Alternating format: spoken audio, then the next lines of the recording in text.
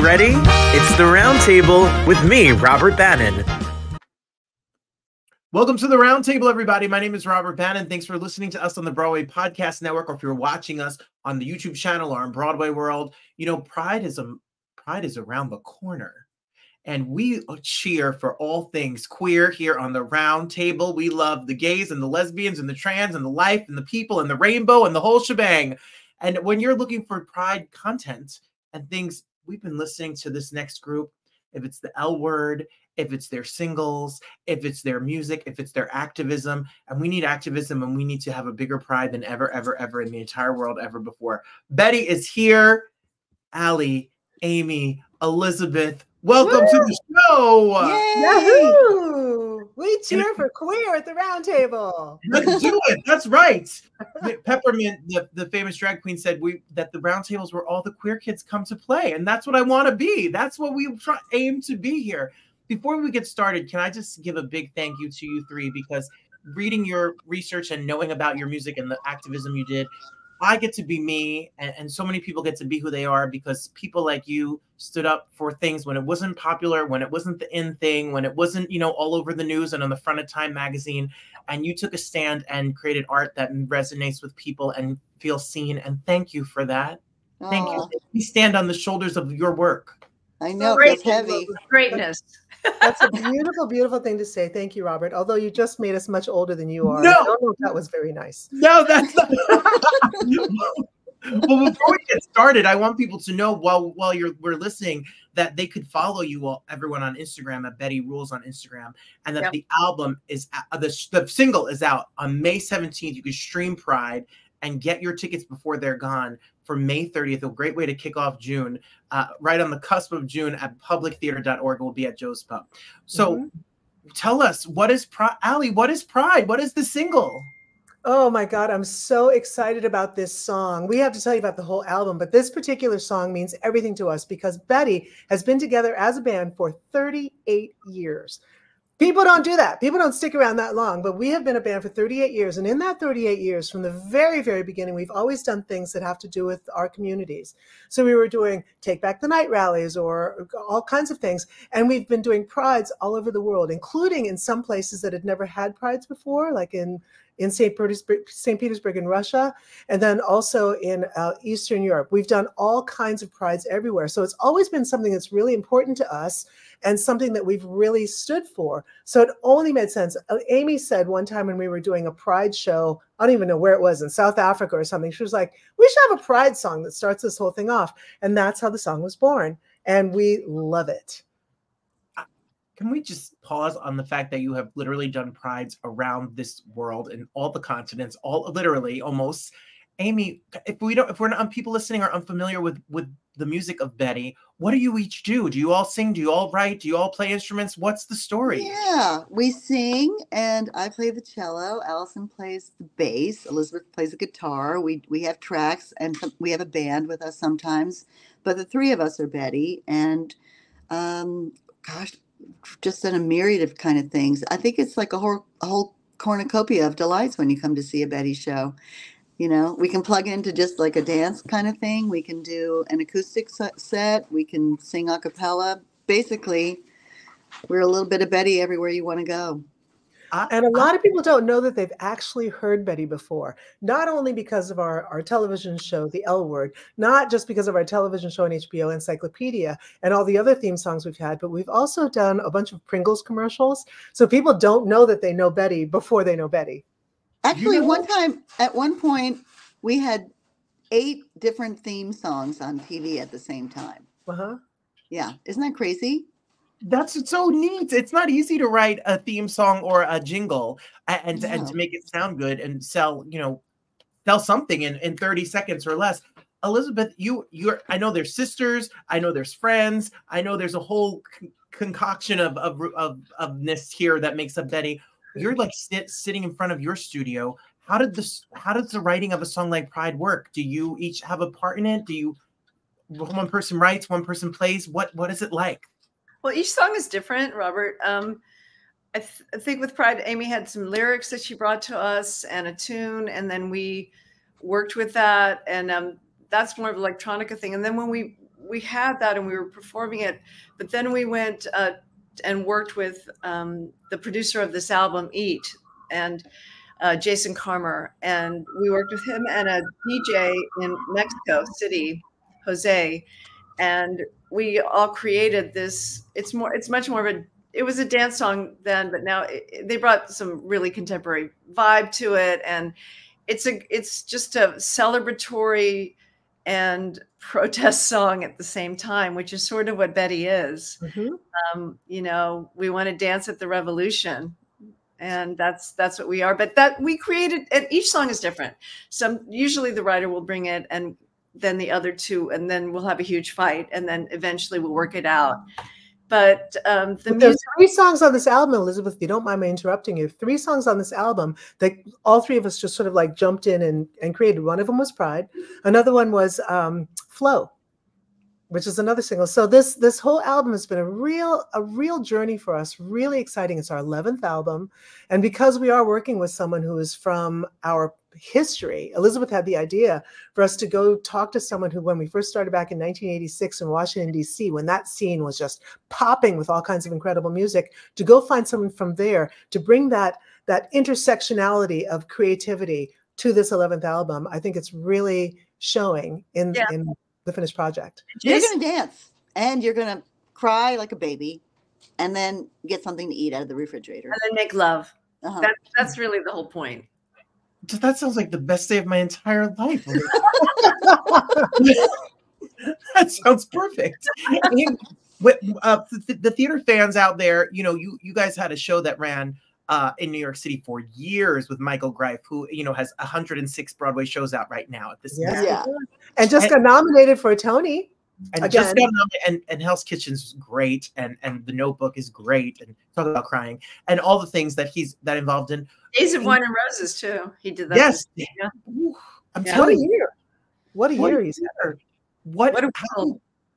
Who do you consider, Amy, your music? Is it just, it's not just for queer people. It's not just, it's for anyone who feels like they need a place to belong. How do you describe it? Gosh, I hope so. That's a great way to think about it. I mean, a lot of people feel like they want to own us, you know, that we're the reason why this and we're the reason why that. And obviously we're speaking to you personally.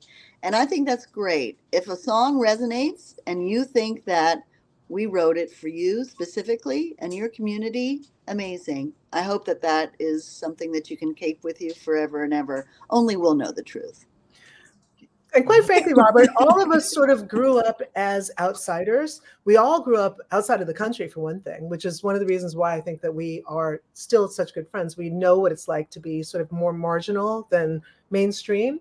And I think that there's something about that fact, the fact that we're sort of like in this sort of outside observing way with an outsider's perspective that makes our music more universal. Yeah. Growing up as a little Jewish les in Arkansas, definitely makes you want A, run screaming, and B, just become. You know, we all run to the big city, and we ran to DC because it was close, and then we all met, and it was magic, and then we came to New York because it just seemed like the next step. And New York has been magical and great, you know, for all of us. Yeah. Amy met her wife here, and New York is everything, you know. I mean, it has everything. It is everything. And we all just live here together. I mean, we used to all respect everybody and kind of live side by side. That's a little bit more challenging these days, but we'll get back to that, I hope. I hope so too. And Robert, last year I had by the way, today's my birthday. Yay! I don't know if you noticed that. Happy birthday! Thank you, Robert. Thanks for noticing. Robert, we spent every birthday with each other since we met. We really believe in birthdays. But last year I had the great adventure of discovering Rush. I'd never known about Rush tickets before, but there was a show I desperately wanted to see, and I could not get tickets. So I went to the Rush line and I was like, I'm going to try this. And then I realized, oh my God, there's a whole nother New York I never knew about. And that is not only going to see shows, but to be with the people who love theater so much, who are so passionate about it, that they literally, like I did that night, get a chair and sit overnight, all night long, just chatting about all the different shows that there are to see and all the amazing things. Theater in New York is literally a reason to be alive on this planet. Yeah, and true. so Yeah. Theater and music too. True that. Theater, the opera, the Met. I mean, there's just, it's New York. You know, It's sometimes, everything. Robert, sometimes when nothing makes sense at all and there's nothing to hold you down or lift you up, you have to get inspired by art. And if you don't have art, then it's a slow, long journey to hell. No, well, this little Jersey queer boy learned very early about how much theater and music and the escapism, and now to have my shows my Pride shows June 14th at Flow. But when I see people who do it before me, it's things like that. What I've seen done before me that means something to me. I have a controversial question for you all. Okay. Within the community, many people, especially like the straight cis boring community, they feel like they look at it as like the giant umbrella. But within the community, it seems very sometimes segmented. Throughout history, the trans community was shunned by certain communities, or the lesbian and gay community sometimes don't see eye to eye. How important is it, Amy, that we really kind of get together and we really fight? This is a fight. We're all in this fight together. It's not us versus anybody, you and me versus them. And we're here together. I think you're right. We are together and we have to stay together, especially during these divisive times, because the outcome is dire. I mean, we've already seen a little taste, a poisonous taste of what will happen if we don't come together as a community and come together as people. And there's only one person who's winning from all of the divisiveness that we see on the streets, at schools, and everywhere, and that's Trump. And he's able to kind of coalesce the feeling that people have, everyday Americans, people in the community, people outside of the community, saying, this isn't the America that I know and love. We can live together, even if we have different views about different things. So we have to come together as a community. I believe that that's the only way that we'll still have a democracy come November. But also envelop each other. Yeah. And to fight for each other. Remember the people who have fought for everyone, and to fight together and not shun groups of people who have worked for the community and for other communities, i.e. Jews. And that's, I think it's really important, especially in the gay and the queer community right now, right? Really come together for that, and to understand that there's different ways of looking at things, but we have to discuss them. We have to be able to sit and have open conversations that are not divisive. And so we can really come together and win this next election, for one, and try to make America a better place, because it needs to become better. And it always has needed to become better. And that's something that we've always worked for, not just America, but the whole world. And, we actually have a song on this album, E, called Together, which is also a really great dance song. But the lyrics are about that. It's about, we're in this together. And, we really believe that. And it's hard to remember that sometimes, because you're so enveloped, especially if you're on social media, because it's so divisive, to just get out there and talk to people in your community and other communities. And I'm speaking for myself too, just to be able to have conversations without walking away in disgust or putting your phone down. Yes, so important. Ali, you just took the words out of my mouth. Ali, you guys, as someone who gets lucky to sing at Prides, I know that nobody singing at Prides is retiring on a private island and flying, first class in a private plane. You do it out of love. No one is making millions of dollars performing, and especially in this day and age, we give our music away for free. We perform because it means something to us. Why, after all these years, since you said you've been together since 1986, Why now? Why new music now? Why are you still all getting together, traveling around this world and fighting this fight? Well, I think that there are 3 reasons why we put out this album at this point. One is because it's been 7 years since our last album. The second is because as people, each of our lives is changing into another realm. Amy's a mom of very, very small children. I'm a mom of older children. Elizabeth's been going through all kinds of really interesting life challenges lately. And I think there was something about this time that said it is time for us to sort of stick a flag in the ground right here and say, this is where we are right here, right now, and go on with that. And the third reason is because it's just freaking fun. It's just fun to get out there and play is great. And every once in a while, you just got to have new music. And that's exactly what we're doing. We have some songs that we've been working on for a while. We're working with this incredible producer, Jason Carmer, here in New York and also in Mexico City.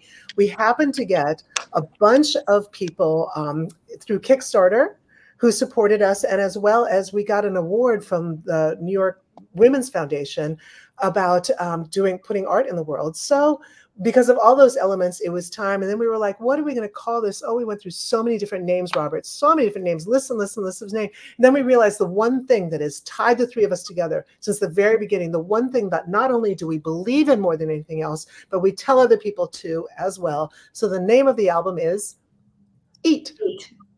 But you know, Robert, this single called Pride is just sometimes we just take it for granted and we say Happy Pride, but actually when you dig down deep and you do feel proud, you're allowed to be proud. You're validated by being proud about who you are, and to stand, whether you're standing on stage or standing looking at the stage or standing next to someone that hasn't been able to be proud, and you're speaking and standing for that person, it's a remarkable thing. And I think that that's something that we'll never, ever take for granted, especially today. Be proud in your community. Be proud to say that you're proud. Be proud to be Jewish. Be proud to be African American. Be proud to be gay. Be proud to be trans. Be proud and let people support you in that, because you have the pride inside of you too. Jeez, Aim. Well, I went to the Nova. Calm down. Calm down. I went downtown today to the Nova exhibit and saw and paid honor to, a music festival, basically, where people were killed. And it was just amazing to see a lot of different kinds of people supporting people that need to be proud and stand up for who they are. You're right. We all need to stand up for who we are. You're absolutely right about that. It's extremely important. And we should have the space and the grace to do that for each other. 100% I agree. I agree. But the thing, and being in this community for so long, a lot of people were, especially back in the day, they weren't told to be proud. They had to find their way. We had to find our way. When I grew up a little Les in Virginia, I didn't know any other Leslies. I thought something was super, super wrong with me. I lost my marbles because of that. There is something wrong with you. Did. And I mean, people can find like-minded people now on the internet, which is one good thing about the internet. But honestly, to be able to have been part of a community that has broken doors down for the other generation coming up behind us, all of us feel really good about that. But we never really thought about it when it was happening. We just thought this is the right thing to do. We're fighting for ourselves. Absolutely. And so it's not something that was conscious, as you know. Just like the people before us. Yeah. I mean, we've been able to way rougher than we did. Yeah, and we've been able to thank people that came before us, and hopefully, maybe mentor people that are coming behind us. We hope. And what was really interesting, Robert, when we first started, if you're playing in Pride in Washington, D.C., it was hidden away at 21st Street and P behind bushes. Like you were like, are you going to take pictures? Are you going to the festival? I mean, there was a time when people were not, you were proud once you were there, but it was hidden away because you were so afraid. And to see the change now, people get really upset about how commercial Pride is, but still the fact that it's been so deeply embraced by the greater culture, right? I think it's fantastic. And I love having seen that in my own lifetime. Yeah, I love to see people. My partner, my fiance, he Ooh, runs Motor City Pride in Detroit, and to see 75,000 people show up of all walks of life that are not all in the queer community, but allies and people there to just support or to be in there together in community, like it's something bigger than I could have ever dreamed of as a kid. And, you know, and I teach 5th grade in New Jersey. And as an out teacher, so many students come to me, they don't feel comfortable to share their lives at home. But the representation that is seen by the work that's done is really what makes people feel comfortable and not feel alone. So many lives have been lost because of people not being proud and not being shown that they're just perfect the way that they are. And that's what is important, what we do. Absolutely. Isn't it And Robert, incredible? we're running against it again. You know what I mean? There are people who are saying, get back in the closet.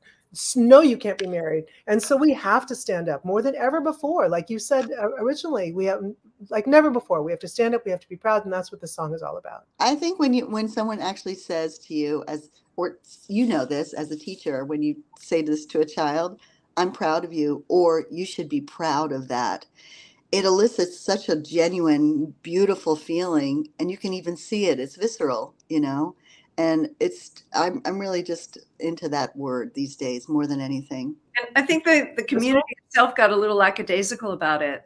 Oh Yeah. yeah, are you going to Pride? I don't know, maybe I'll go to Pride. But now we really understand, especially when we've seen the rollback in women's rights. And know how easily that can happen to this community as well. That it has an urgency to it, and hopefully the song does. Absolutely, they came for women. They're going to come for the queer community. They're going to come for marriages. They're going to come for everything. IVF, everything. Absolutely. Yeah. So we have to balance, I guess, is what you're telling us. We're going to party and have fun and listen to great music. But then we're going to get to the polls and we're going to vote and we're going to protest and we're going to get together and we're going to make our voices be heard. Make a difference. Make a difference. You were through this community through the AIDS crisis. You have been through this community through repressive presidents and political times, and you keep going. So what's the trick to the tenacity and the motivation? Because it gets worse. It gets better. Worse. And you know, it's not like you can, as an activist, you can just hang up your hat. It's a continuous, forever sort of work. And we hear that from our mentors that we work with, like Gloria Steinem. We've been so lucky to be a part of her life and her part of ours. The work is never done. It's just not done. And you know, civil rights activists for your whole life. That's what happens. And you can get tired, but if you keep creating art, I don't think you'll ever get tired. And I think that Betty is sort of like a caravan. You know what I mean? We have our 3 brightly colored little trains and we go around the world and we are able to travel the world and have adventures. Who would want to stop doing that? You know, yes, we have families and yes, we have other obligations. So we have to balance everything out. But it has been literally the delight of my life to be with these 2 women and travel all over the world saying, hey, kids, let's put on a show. So fun. Why give it up? I've done hundreds of interviews. I've been very lucky to talk to some amazing people. You 3 choke me up because it really chokes me. I wish that I had the courage at a younger age to be who I was. I hope that I can be a little speck of what you've given to a community in my own life. And literally, you could have chosen 1,000 different roads that would have been easier and 1,000 different roads that would have saved a lot of aggravation or headache or drama. And you chose the right road, the road that really helps a lot of people. So it really moves me because like I said, like we really stand on your back. So thank you, and shoulders. So thank you so much for what you do. Oh, I don't think we made a choice. We've never made a conscious choice. We've always just done what's in our heart. And that's the definition of art, really, and activism in the road of the 2. So we're gonna stream. We're gonna stream and we're gonna dance. And Pride comes out on May 17th. So you have 2 weeks before Pride actually happens to know all the words. So when you go to Joe's Pub, where all the cool people are downtown, go to publictheater.org and get your tickets. You can get a little charcuterie board and a drink and party on. you know that it's the place to be. And the whole album, Eat, does Eat have a release date? Do we have a date yet? Yes, it's in September. We're going to be doing it on September the 13th. That comes out. But if they follow us, they can find out. Also, are you coming, Robert? I want to be. Can I be there? Can I kick off Pride with you all? I need to come to the show. I need to be at the show. We know people who know people. We'll get you something. I'll get you. Yes, I want to. I'll be ready. Let us know where your show is. Where's your show? My show's at 54 Below on June 14th. Okay, we're coming. My show is just a big old diva, me singing a bunch of diva music, but it's still fabulous. Fantastic. No, this is about you, Betty. Follow Betty at Betty Rules. Go follow at Betty Rules. And thank you all so much for everything that you do. We'll be listening to the music and we'll be marching with you throughout the June and the rest of the year. Thank you, Robert. Thanks, Robert. This has been so fun. Thanks. Happy birthday, Alyson. Whoa, this one got me. This one got me. You know why this one got me? Because there are just people who deserve the recognition, who deserve the honor of the time, the amount of people's lives they've changed, the amount of events they've been to. That's a lot of buses and trains and planes and automobiles and hotel rooms. And it's something really special. What a special interview, and to get to talk to Betty. They're legendary. And I can't be an out performer without people like Betty, who stood before us and faced tough times. Tough times. Thank you for being here. I hope you enjoyed the show. I look forward to seeing you next time right here on the Roundtable. My name is Robert Bannon. Go show some pride and love to somebody today. And if you can't show it to somebody else, you better show it to yourself. I appreciate you. The best is yet to come. Thanks for being here. Bye.